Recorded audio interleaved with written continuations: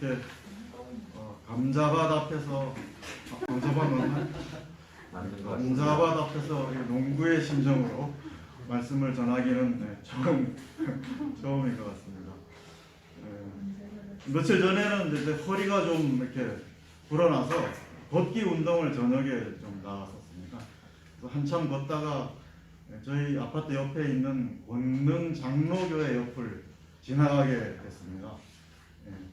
근데 그 장로교회에서 굉장히 막 그 찬송을 부르고 그런 어떤 소리가 들려가지고 처음으로 이 집 없는 서름을 느꼈습니다. 보강 초등학교에서도 거부받고 혹시 뭐 예배당이 없는데 좋아하시는 분 안 계시겠죠? 자유를 그래서 나그네 이 서름도 아까 사회자께서 얘기하셨지만 한 달 보름 정도면은 끝이 날 것 같습니다.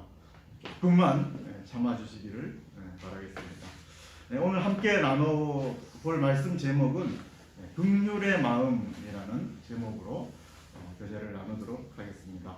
본문 말씀은 아모스서 7장 10절에서 17절까지 말씀입니다. 아모스서 7장 10절에서 17절인데요. 구약 1281쪽쯤에 나와 있습니다. 저와 여러분이 한 절씩 들지 않으니까 교독하도록 하겠습니다.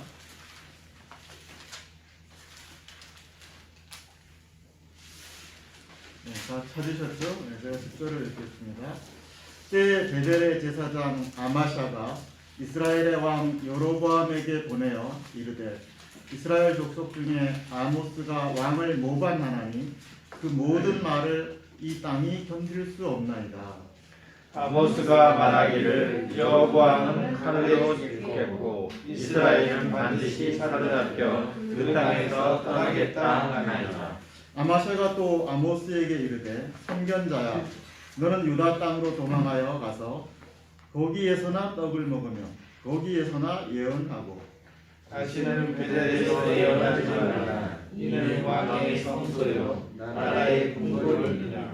아모스가 아마샤에게 대답하여 이르되 나는 선지자가 아니며 선지자의 아들도 아니라 나는 목자요 뽕나무를 재배하는 자로서 양들을 따를 때 여호와께서 나를 데려다가 여호와께서 내게 이르시기를 가서 내 백성 이스라엘에게 예언하라 하셨나니 이제 너는 여호와의 말씀을 들을지니라. 내가 이르기를 이스라엘에 대하여 예언하지 말며 이삭의 집을 향하여 경고하지 말라 하므로 여호와께서 이와 같이 말씀하시기를 내 아내는 성읍 가운데서 창녀가 될 것이요 내 자녀들은 칼에 엎드려지며 내 땅은 측량하여 나누어질 것이며 너는 더러운 땅에서 죽을 것이요 이스라엘은 반드시 사로잡혀 그 땅에서 떠나야 하셨느니라. 네, 감사합니다. 아모스서에는 이제 정치인들이 많이 인용하는 유명한 구절이 있죠. 어디입니까? 아모스서 5장 24절입니다. 오직 정의를 물같이 공의를 마르지 않는 강같이 흐르게 할지어다. 정의를 물같이 이렇게 박근혜 대통령 탄핵 때도 대법관이 이 말씀을 인용을 했다고 합니다. 아모스 선지자가 살던 그 옆 동네인지 이제 거리감이 없어서 잘 모르겠는데 사해가 있었다고 합니다. 이 사해는 흐르지 않고 들어가서 죽은 바다가 된 거죠. 그래서 그런 것들을 보면서 이런 말씀을 했다고 주석에는 나오더라고요. 성경 정치인들이 성경 자꾸 인용 안 했으면 좋겠습니다. 정치적으로 거듭난다느니 경제적으로 거듭난다느니 다만하게서 구하옵소서. 이건 영화에서도 이 제목으로 쓰더라고요. 안 그랬으면 좋겠습니다. 어느 날 그 나폴레옹 황제에게 한 소녀가 찾아왔다. 그래서 무릎을 꿇고 자기 아버지를 살려달라고 애원을 했답니다. 그래서 나폴레옹이 그 소녀의 얘기를 들어보니까 아마 혁명에 가담했다가 사형 선고를 받았었습니다. 그래서 그 나폴레옹은 이제 거절을 했습니다. 그 정의대로 해야지 용서하면 안 된다고 이렇게 이제 거절을 했는데, 소녀는 물러서지 않고 아주 유명한 말을 했는데요. 제가 간구하는 것은 정의가 아니라 긍휼입니다. 이렇게 얘기를 했다고 합니다. 그래서 나폴레옹 황제는 아버지를 풀어줬다는 그런 일화가 있습니다. 긍휼은 불쌍히 여기는 마음입니다. 한자로도 불쌍히 여기다라는 뜻의 긍자, 불쌍히 여길 휼자를 이렇게 써서 하고요. 맹자는 불쌍히 여기는 마음을 뭐라 그랬죠? 측은지심이라고 이렇게 얘기를 했습니다. 그는 측은지심이 없으면 뭐 사람이 아니다라고까지 얘기를 했다라고 합니다. 최근에 제가 경제신문을 보니까 그 읽는 타이틀에 이렇게 나왔더라고요. 국민 60%가 불공정하다. 제목이 딱 이렇게 나왔어요. 그래서 전 국민 60%가 어떻게 우리 사회를 불공정하다고 여길까, 이렇게 좀 의아해해서 이렇게 좀 자세히 기사를 읽어봤더니 1,003명에게 설문을 했고요. 1,003명이면 7천만 명의 몇 프로인지 계산을 해보니까 0.0014% 밖에 안 되더라고요. 그러니까 전 국민 60%라고 하기에는 좀 무리가 있지 않나 그런 생각이 들었고요. 그 설문한 내용도 보니까 불공정한 편이다, 불공정하다가 아니고 불공정한 편이다가 46.8%고, 그 다음에 이제 매우 불공정하다가 13.6%였습니다. 요걸 합쳐서 60%가 나왔죠. 그러니까 저는 불공정한 편이다, 이거는 그냥 보통이다, 그냥 보통이다 이렇게 해서 했었습니다. 그러니까 이 기사는 정말 우리 사회가 매우 불공정하다, 이런 불만을 가지고 쓴 기사라고 보였습니다. 그래도 한 40%는 공정하다, 뭐 이렇게 기사를 쓸 수도 있잖아요. 그래서 제가 이제 드리고 싶은 말은 어떤 삐딱한 마음으로 보면 삐딱하게 이제 보이는 거죠. 부정적으로인 마음으로 누군가를 이렇게 보면 깎아내리려고 하는, 꼬투리를 잡아서, 그래서 사람에게는 악플 본능이 있는 것 같습니다. 그래서 사촌이 땀을 잡으면 배가 아프다, 뭐 이렇게 또 얘기를 하는데요. 이제 그러니까 설문에서 이제 그런 마음이 없다면 뭐 한 40%는 공정하다, 뭐 이런 기사를 이제 더 쓸 수가 있는 거죠. 저는 여당 편도 아니고 야당 편도 아니고 예편입니다. 예수님 편입니다. 참고로 예수님 편입니다. 제가 보기에는 과거보다는 우리 사회가 요즘 많이 공정해졌다라고 생각이 들어요. 제가 어릴 때 이제 이 관공서 같은 데 가면 막 줄을 서잖아요. 한 50명씩 줄을 막 서서 기다리고 있으면 제일 뒤에 온 사람이 그 신청서 밑에다가 10,000원짜리 2장을 딱 끼워서 수고하십니다 하고 이렇게 그러면 순서가 어떻게 됩니까? 뒤바뀌는 거죠. 그래서 먼저 새치기를 하고, 그래도 사람들이 안 뭐라 그리는 그런 시대가, 그 팽료를 내면 뒤바뀌는 그런 걸 많이 봤습니다. 요즘 시청에서 그러면 어떻게 됩니까?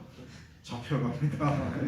요즘은 뭐 시스템적으로 번호표가 있어가지고 뭐 그렇게 할 수도 없죠. 그래서 많이 참 공정해졌다, 옛날보다는, 그런 생각이 드는데요. 오늘 본문으로 넘어가겠습니다. 10절을 보십시오. 10절을 같이 한번 읽어볼까요? 시작.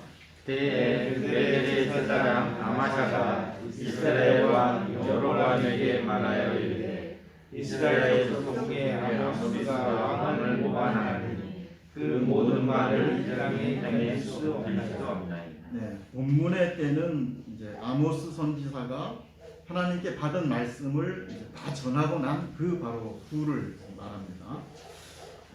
본문에서 나오는 인물은 아모스 빼고 아마샤, 또 여로보암 왕이 나오고요.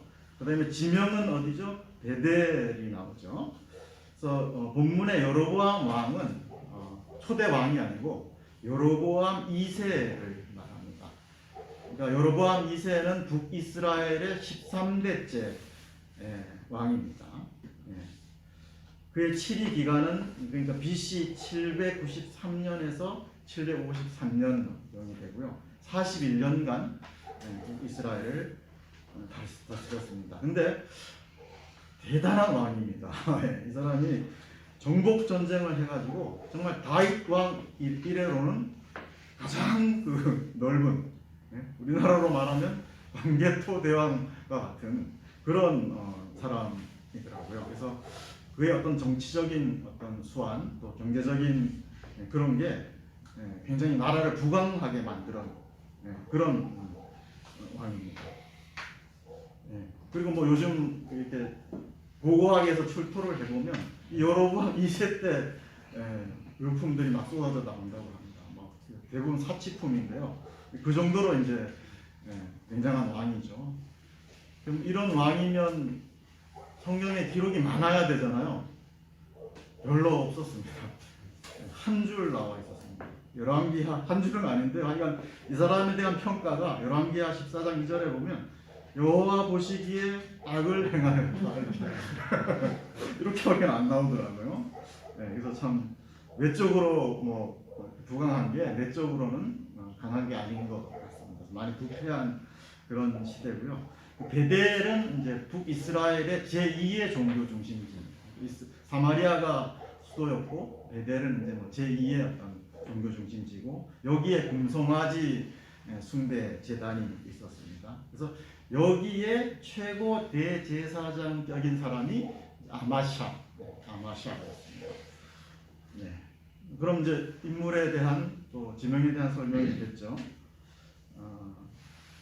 여로보암 여호와 보시기에 악했다고 했는데요. 그 악했다는 죄악사항이 아모스서 2장 6에서 8절에 이렇게 좀 나와 있습니다. 찾아 읽지는 않고 한번 눈으로 보시면은 가난한 자들에 대한 긍휼의 마음이 없었다고 주로 이렇게 얘기합니다. 거기 보시면은 이제 신발 한 켤레를 받고 가난한 자들을 팔았다 이런 말씀이 나오는데요.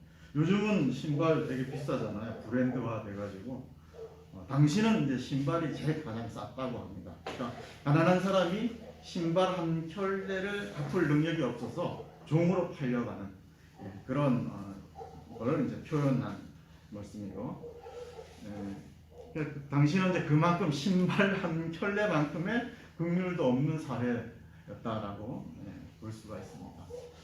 또 저당 잡힌 겉옷을 착복했다고 나오죠. 당시 이제 가난한 자들은 밤에 겉옷을 이불 대용으로 이렇게 썼죠. 그래서 밤에 낮에는 그냥 겉옷을 입고 다니다가 밤에는 그거 덮고 자고 뭐 이렇게 아주 소중한 거죠. 그래서 율법에도 반드시 그걸 저당 잡았으면 저녁에는 돌려주게 되어 있습니다. 그러니까 이런 율법에도 되어 있는 거를 이들은 어기고 이제 옷을 착복했고, 또 신전에서 이런 옷을 깔고 자다 보면 뭐 이렇게 신이 특별한 계시를 준다 뭐 이런 그 미신이 있었다고 합니다. 그러니까 그걸 막 다 깔고 누워 있고, 그리고 또 그 뇌물로 이제 돈을 받았는데 부당하게 받은 돈을 가지고 포도주를 많이 샀다고 합니다. 그래서 그 포도주를 이제 마시고 신전에서 이렇게 미나노판을 벌리는 그런 어떤 시대였고요. 또 보시면 성적으로도 굉장히 타락했고 금송아지 우상을 섬기는 그런 시대였습니다. 그래서 이제 이런 어떤 시대에 대해서 아모스는 여로보암 2세의 왕관은 망하고 또 금송아지 우상은 파괴될 것이다 이런 이제 예언을 했죠. 그 신전이 파괴되면 아마샤는 어떻게 됩니까? 뭐 밥줄이 끊기는 거죠. 그러니까 이제 가만히 있을 리가 만무했죠. 그래서 이제 이 아모스를 모함하는 내용이 이제 13절까지 이어집니다. 모반은 반점이 아니고요. 꾀모자에 디어풀 반자, 어떤 모함해서 그 사람을 완전히 이렇게 매장시키는 그런 뜻으로 쓰였습니다. 그리고 이제 그 10절 하반절에 보면 땅이 견딜 수 없다 이런 좀 표현이 있죠. 이거는 이제 지금 여로보암 2세가 정치 경제적으로는 굉장히 안정기잖아요. 평화롭고 그런 안전이 무너진다 그런 뜻입니다. 그런 뜻으로 표현을 했고요. 모함을 하는 거죠. 그리고 계속 11절을 보십시오. 아모스가 말하기를 여로보암은 칼에 죽겠고 이스라엘은 반드시 사로잡혀 그 땅에서 떠나겠나이다 하나이다. 본문은 예언한 내용이 다 맞는데 딱 한 군데가 틀립니다. 9절, 오늘 말씀 9절하고 한번 비교를 해보십시오. 뭐가 다릅니까? 여로보암은 본문에서는 칼에 죽겠고 그랬는데 7장 9절에서는 어떻게 됩니까? 내가 일어나 칼로 여로보암의 집을 치리라 했습니다. 집을 빼먹은 거죠. 집. 그러니까 장차 일어나게 될 여로보암 왕가에 대한 예언을 했는데 아마시아는 이걸 어떻게 집을 빼서 당장 지금 왕을 칼로 살해하겠다 그런 뜻으로 지금 모함을 하고 있는 거죠. 그래서 오늘날로 말하면 뭐 내란죄, 내란 수괴죄 이런 걸로 지금 걸어 놓는 겁니다. 내란죄는 뭐 사형에 해당하죠. 그래서 참 아모스가 뭐 군사 조직을 했나요? 아니면 뭐 데모를 했나요? 그냥 말씀을 전했을 뿐인데 이렇게 참 내란죄로 이렇게 모함을 받고 있습니다. 12절을 계속 보겠습니다. 아마샤가 또 아모스에게 이르되 선견자야 너는 유다 땅으로 도망하여 가서 거기에서나 떡을 먹으며 거기에서나 예언하고. 선견자야 하고 부르죠. 그러니까 아마샤는 아모스를 뭐 하나님의 보내신 선지자로 아예 여기지를 않죠. 그리고 이제 그냥 떡이나 얻어먹을 목적으로 그 예언한 사람으로 이제 깎아내리고요. 도망가라고 위협하죠. 그래서 마치 자기가 공권력을 발동할 테니까 빨리 도망가라 이렇게 이제 위협을 하고 있습니다. 본문 13절입니다. 13절을 한번 같이 읽어보겠습니다. 시작. 다시는 베델에서 예언하지 말라. 이는 왕의 성소요 나라의 궁궐이니라.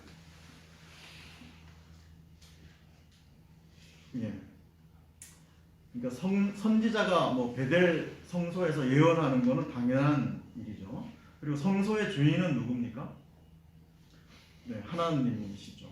또 궁궐의 주인도 궁극적으로는 하나님이십니다. 그러니까 열왕기하 14장 27절에 보면 여로보암 2세를 정복 전쟁에서 승리를 하게 해주신 분이 하나님이다라는 표현이 거기에 나옵니다. 베델은 이제 하나님의 집이라는 뜻이고 하나님의 집에는 누가 있어야 됩니까? 하나님이 계셔야죠. 근데 하나님의 자리에 지금 누가 있는 겁니까? 여로보암 왕이 지금 대신 앉아 있는 거니까 말이 안 되는 거죠. 그러니까 아마샤도 제사장이지만 하나님이 아니라 사람 왕을 섬기고 있는 그런 모습을 볼 수가 있습니다. 그래서 우리가 여기서 한 가지 영적인 교훈을 좀 생각을 해본다면 우리의 영적인 싸움은 마음의 성소의 왕이 누구냐 뭐 이런 싸움 아니겠습니까? 내 마음의 왕이 자기 자신이냐 아니면 세상 것이냐 아니면 하나님이 앉아 있냐 이런 싸움 아니겠습니까? 우리 성도들은 성령님께서 함께 계신다 이렇게 이제 성경에는 말씀을 하고 있는데요. 어디 계십니까? 심장에 계십니까? 아니면 뭐 혈액 속에 계십니까? 아니면 우리 뇌 속에 계십니까? 아니죠. 성령님은 인격적인 분으로서 우리 인격에 거하십니다. 인격은 지정의를 말하죠. 그러니까 성령님은 우리의 생각, 우리의 의지, 우리가 느끼는 감정, 우리의 지성에 거한다고 할 수 있습니다. 그러니까 성령님은 우리가 무엇을 보고, 무엇을 듣고, 무엇을 느끼고, 무슨 생각을 하는지에 관심이 있으신 거죠. 그러니까 마음 중심을 관심이 있습니다. 그래서 우리가 생각으로 엉뚱한 생각으로 가득 차 있으면은 이 이제 다른 왕이 있는 거죠. 엉뚱한 왕이 우리 이 아마샤처럼 마음에 자리하고 있으면 안 되겠습니다. 나침판이 항상 북쪽을 가리키잖아요. 이렇게 돌려도 다시 북쪽을 가리키고. 그래서 우리의 항상 생각들이 하나님을 향해서 이렇게 늘 나침판처럼 있을 수 있기를 기도합니다. 저는 이제 아모스를 고발하는 아마샤의 태도 속에서 그의 마음에 긍휼이 정말 1도 없다, 그런 느낌을 좀 받았습니다. 그런 긍휼 없는 마음으로 아모스를 보니까 그냥 모함을 할 수밖에 없는 거죠. 부정적인 말을 하고 악플을 달 수밖에 없는. 그래서 저는 아모스서를 이제 이렇게 중간에는 작았지만 아모스서를 또 여러 번 읽게 됩니다. 이렇게 말씀을 전하다 보면 이게 아모스서를 전체를 보면서 아모스의 본심을 좀 읽을 수 있었습니다. 하나님의 어떤 심판과 징계의 목적이 뭐죠? 이게 단순히 어떤 징벌하는 데 있지는 않잖아요. 돌이키려는 데 어떤 징계의 목적이 있는 거죠. 그래서 이제 아모스는 내 백성이 돌아올 줄 알았는데 안 돌아왔다, 이런 표현이 한 5군데 정도 이렇게 나오고 있고요. 또 하나님을 찾으라, 그러면 살게 된다, 이런 호소하는 부분도 몇 군데 또 나오고 있습니다. 아모스는 돌이키지 않는 이스라엘 백성들을 향해서 애가도 부릅니다. 이 애가는 정말 불쌍히 여기는 마음, 긍휼히 여기는 마음이 없이는 애가를 부를 수 없는 거죠. 그래서 애가도 부르고요. 그리고 아모스가 애가만 부르지 않았습니다. 중보기도도 했습니다. 그게 이제 오늘 본문에 7장 1절에서 6절 사이에 나오는데요. 하나님께서 이제 말 안 듣는 이스라엘을 메뚜기로 초토화시키겠다, 이렇게 하니까 하나님을 붙들고 기도를 했습니다. 안 된다고. 그래서 하나님께서 메뚜기 재앙을 돌이키십니다. 또 두 번째는 하나님께서 말 안 듣는 이스라엘 백성들을 이번에는 불로 완전히 초토화시키겠다, 또 이렇게 했습니다. 제가 어제 일이 있어서 영국을 좀 갔다 오는데 불을 불고 그 칠동도 타고 이렇게 이쪽으로 이렇게 내려오는데 불을 봤습니다. 이건 창호 이렇게 상호명이 있는데 불이 붙어가지고 막 이렇게 그 지붕 위로 막 들고 올라오면서 시커먼 연기가 그 7번 국도를 쫙 덮었습니다. 그래서 그 사이를 이렇게 빠져나오는데 깜깜해지니까 겁나더라고요. 혹시 뭐 S라도 터지지 않을까? 그렇게 무서웠는데, 제가 7살 때 저희 초가집에서 살았습니다. 제가 깡촌에서 살았다 그랬는데요. 불이 났었습니다. 초가집에. 초가집이니까 아주 초스피드로 갔습니다. 그래서 막 이웃집에서는 또 신나서 불구경도 제일 좋아하잖아요, 사람들이.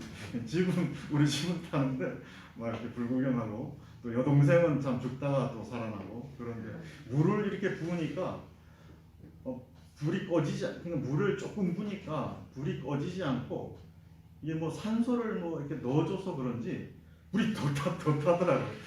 불 끄려고 물을 붓는데 그게 막 증발하면서 불이 막 더 타고. 그래서 정말 저는 불에 대한 약간의 그 트라우마가 있습니다. 불 무섭습니다. 불조심. 어제도 막 소방차 7대가 막 쫙 가던데요. 불조심이라고 합니다. 예. 아모스가 북이스라엘이 미웠으면 이렇게 불로 없애겠다 할 때 중보기도 했겠습니까? 불구경 그냥 했겠죠. 예, 근데 정말 간절히 중보기도를 해서 하나님의 이 불심판도 이렇게 막는 그런 역할을 하고 있습니다. 본문 14, 15절은 이제 아모스의 반격이라고 할 수가 있는데요. 제가 한번 읽어보겠습니다. 아모스가 아마샤에게 대답하여 이르되 나는 선지자가 아니며 선지자의 아들도 아니라 나는 목자요 뽕나무를 재배하는 자로서 양떼를 따를 때 여호와께서 나를 데려다가 여호와께서 내게 이르시기를 가서 내 백성 이스라엘에게 예언하라 하셨나니. 아모스는 나는 아무것도 아니라고 고백을 하고 있습니다. 하나님이 다 하셨다 이렇게 고백을 하고 있죠. 아모스서에는 또 이게 내가 아니고 여호와 하나님이 말씀하셨다 이런 말씀이 굉장히 많아요. 한 60번 정도 나오고 있습니다. 9장까지 있는데 본문 15절에서도 벌써 2번씩이나 나오죠. 여호와에 대해 여호와. 그래서 아모스는 참 학력을 위조해도 시원찮을 판에 자기는 아무것도 아니다 이렇게 이제 고백을 하고 있는 거죠. 사무엘 시대에는 실제 선지자 학교가 있었습니다. 선지자 학교를 여러 곳에다 세워가지고 선지자를 키웠는데 이 베델에도 선지자 학교를 세웠었습니다. 그러니까 아모스는 이런 학교하고는 거리가 먼 그런 사람이라고 얘기하고 있고 또 목자 출신이고 뽕나무를 재배하던 농부 출신입니다. 촌티가 아마 팍팍 났을 겁니다. 투박한 사투리로 또 말씀을 전했을 수도 있고요. 그 아모스서 1장 1절에 보면 여기가 그가 살던 고향이 드고아는 남유다에 있습니다.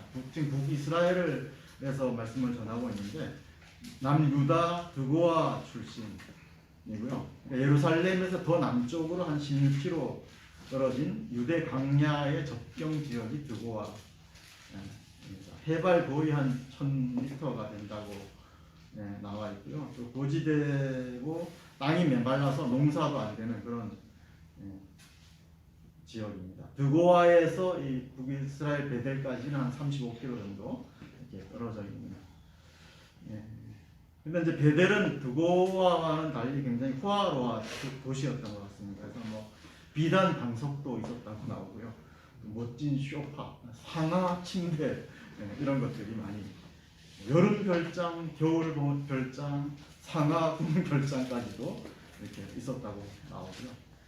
최고급 소고기도 사람들이 즐겨 먹었고 고급 포도주도 마시는 그런 베델이었으니까 이 참 시골 출신 아모스가 이 도시에 가서 말씀 전하기가 참 쉽지 않았을 것이다 그런 생각이 듭니다. 그래서 본문에 이제 뽕나무를 뭐라 그러죠? 뽕나무를 재배했다 이렇게 나오는데요. 우리 산에 못 먹는 배를 뭐라 그러죠?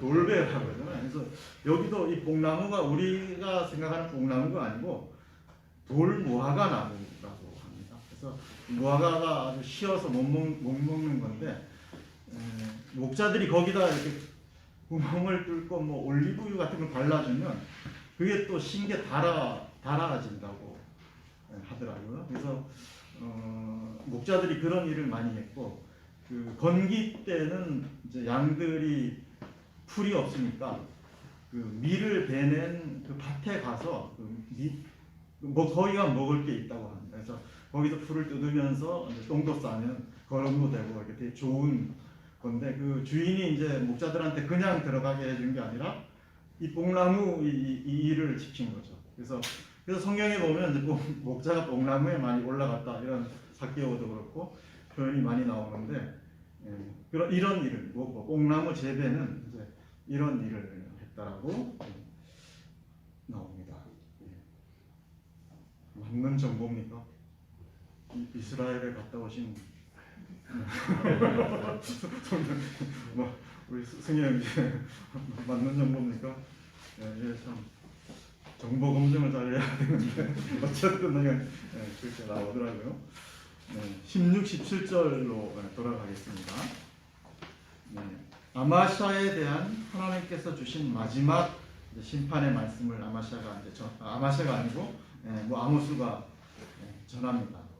참 쉽지가 않죠. 자기 목숨이 언제 달아날지 모르는 그런 상황에서 이렇게 마지막 심판의 말씀을 전하죠. 마치 이거는 기름통을 들고 불에 뛰어드는 그런 상황인데 아모스는 아주 가감없이 말씀을 전하고 있습니다.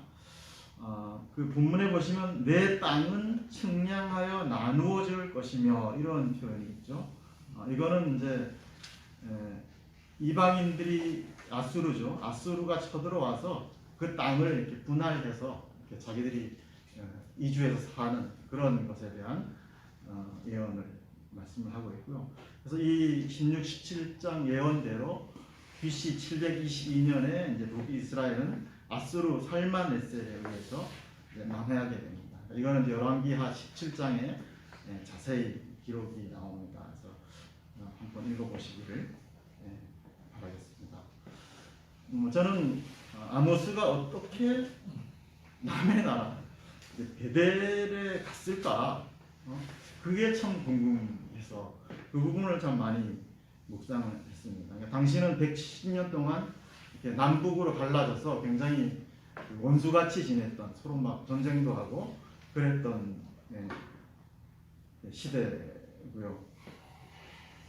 양치기고 또 농부고 어떻게 이렇게 이 남의 나라 땅 뭐 같은 동족이지만 어쨌든 갈 수 있었을까? 이게 또 정말 막상 가려고 하면 참 막막했을 것 같아요. 그죠? 뭐 어떻게 말씀을 전할까 이런 것도 그렇고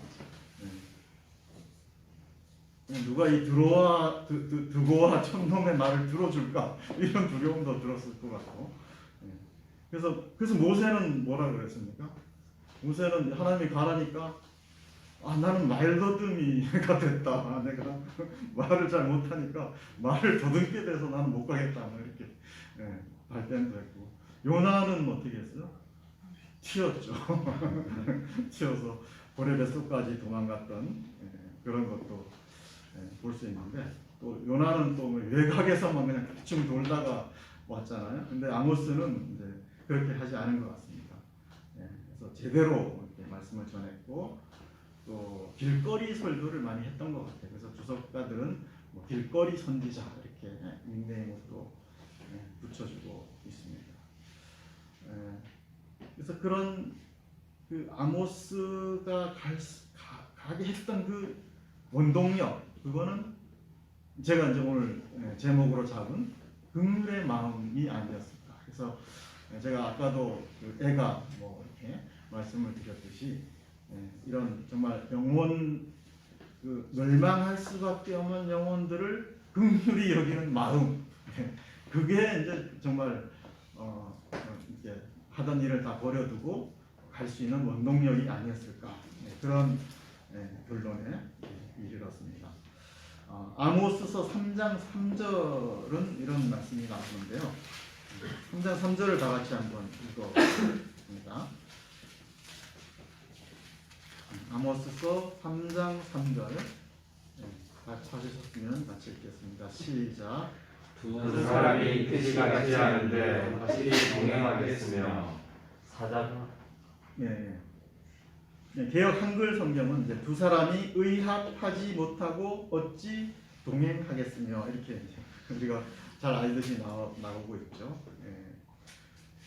그래서 이제 누구와 동행하려면 뭐 같은 방향, 뭐 같은 목적지, 같은 길, 같은 방법, 같은 속도로도 가야 되죠. 토끼와 거북이처럼 막 가면 같이 못하겠죠.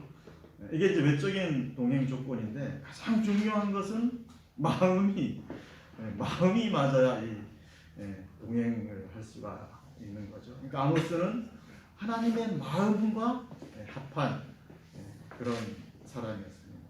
그러니까 멸망해 갈 북이스라엘에 대한 어떤 긍휼의 마음이 하나님의 마음과 합해졌다는 것이죠. 그래서 그는 하여간 이 긍휼의 마음이 정말 원수지간 다 떠나서 정말 이렇게 따뜻한 인간의 이런 걸로 이런 게 있었다라고 이제 좀 보석 같은 그런 아모스의 모습을 볼 수가 있습니다. 아모스의 이름 뜻은 짐을 진 자 이런 뜻이 있습니다. 그러니까 그는 이런 긍휼의 마음으로 하나님께서 지어준 짐을 아주 잘 지고 갔던 그런 사람, 기꺼이 순종한 그런 선지자라고 이제 할 수가 있습니다.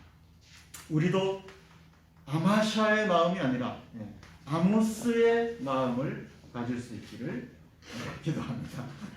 무디는 이런 말을 했다고 합니다. 눈물을 흘리지 않고 지옥에 대하여 설교하는 자는 지옥에 대해서 설교할 자격이 없는 사람이다. 이렇게 얘기를 했다고 합니다. 그러니까 지옥에 던져질 수밖에 없는 자들에 대한 불쌍한 마음이 깔려 있어야지 된다는 거죠. 반협박초로 지옥 간다 이러면은 안 되는 거죠. 또 긍휼이라는 말의 어원은 어머니의 태에서 왔다고 합니다. 그러니까 어머니의 태는 뱃속의 아이를 완벽하게 보호하는 그런 역할을 하고 새로운 생명을 탄생시키는 그런 역할을 하죠.